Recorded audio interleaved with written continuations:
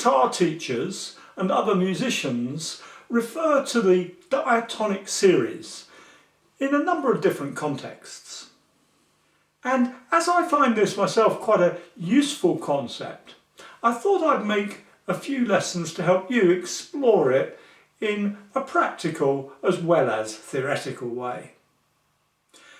A diatonic series of chords is perhaps best described as being that series of chords which can be created using only the notes of the parent scale. And as far as I'm aware, this term is only ever applied to the major scale or to one of its modes. Let's have a quick reminder of how the most commonly used diatonic series is made up. Starting with any major scale, let's use C major to keep things simple. We simply pile the notes up on top of each other in thirds to get a series of chords that all belong to that key.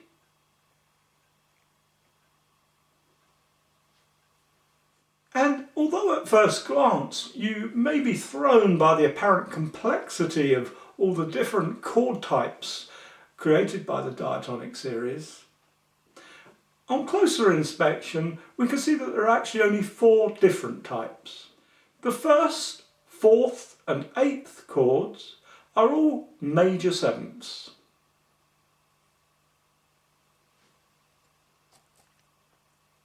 In this lesson we'll use the A string rooted shape for these.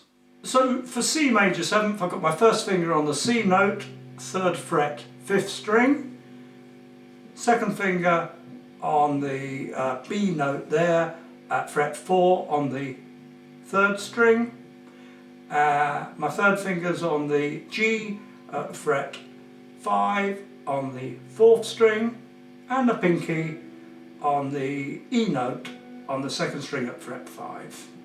So I'm just playing the middle 4 strings to get that shape. So that's C major 7th. We'll also be using F major 7th, same shape rooted on the F there at fret 8. And then we'll be ending up right up here on the 15th fret for the top C major 7th, again using the same shape.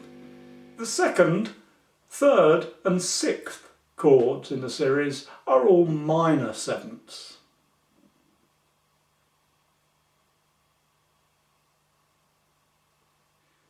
Again, we'll use the A string rooted shape for these. So the first minor 7th we'll come across is D minor 7th. So I've got my first finger on the D note at the 5th string, 5th fret. Second finger on the C note there at the 5th fret on the G string. And my third finger on the top string on the A note, and the pinky on the F note on the 2nd string at fret 6. And so I'm picking that with my thumb on the 5th string and 3 fingers on the top 3 strings, missing out the 4th string. If you're strumming, you can simply mute that string with the underside of that finger. Same shape then also for E7th, for E minor 7th, rooted at the 7th fret, and then a little later on for A minor 7th, rooted up there at the 12th fret. The 5th chord in the series comes out as a dominant 7th chord.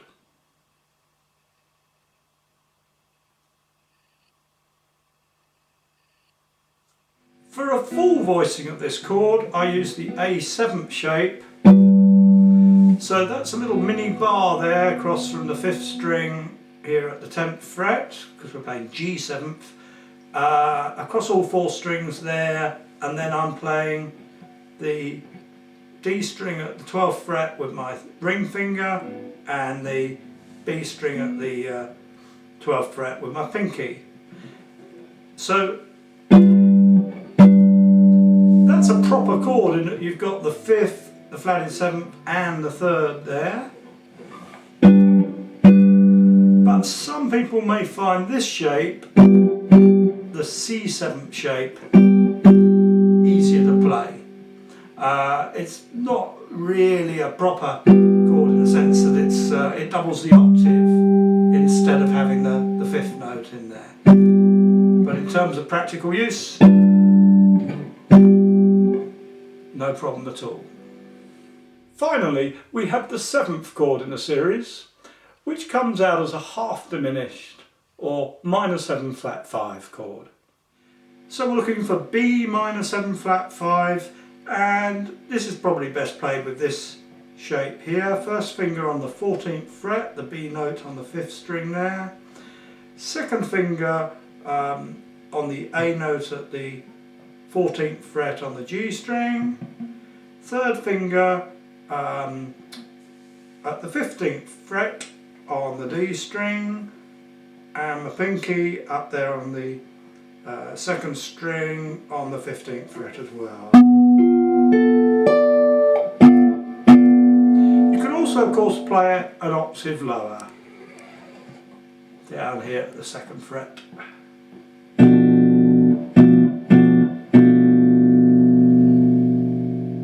If these chord shapes are new to you, I suggest going back over that last part of the video and just getting used to fingering those 4 chord types. Major 7th, minor 7th, dominant 7th, and minor 7 flat 5. Then simply play them up the fretboard, following the C major scale, rooted on the 5th string, like this.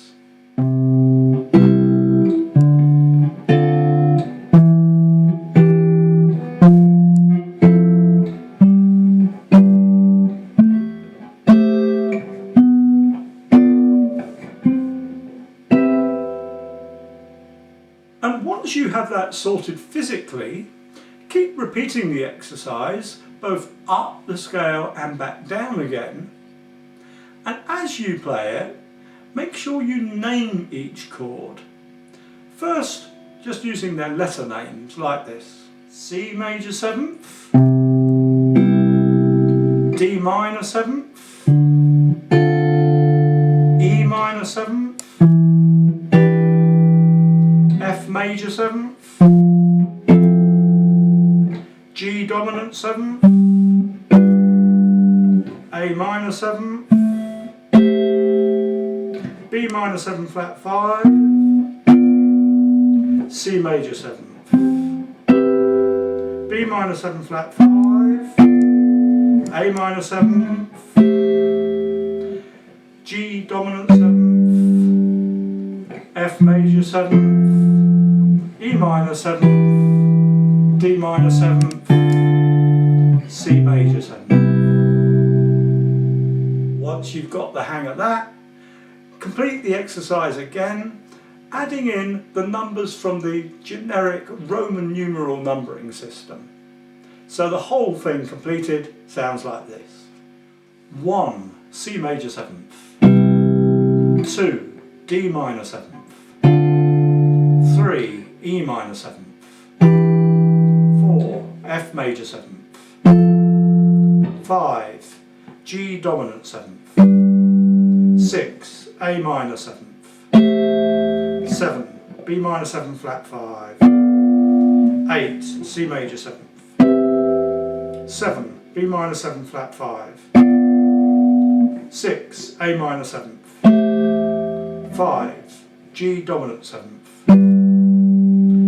4. F major 7th, 3. E minor 7th, 2. D minor 7th, 1. C major 7th. Of course, when you're saying those numbers, the trick is to visualise them as Roman numerals. So that's just the first step in a series of exercises I've designed to help you gain full familiarity with this subject that lies right at the heart of music theory. I'll take you on to the next step in the next soundbite in this advanced series. If you found this lesson interesting, please click on the like button if there is one, or leave a comment. And do feel free to share the video with your friends. And if you'd like to gain full access to all our guitar teaching materials, please go to the Secret Guitar Teacher site and take a free look round at what we have available there. See you again soon.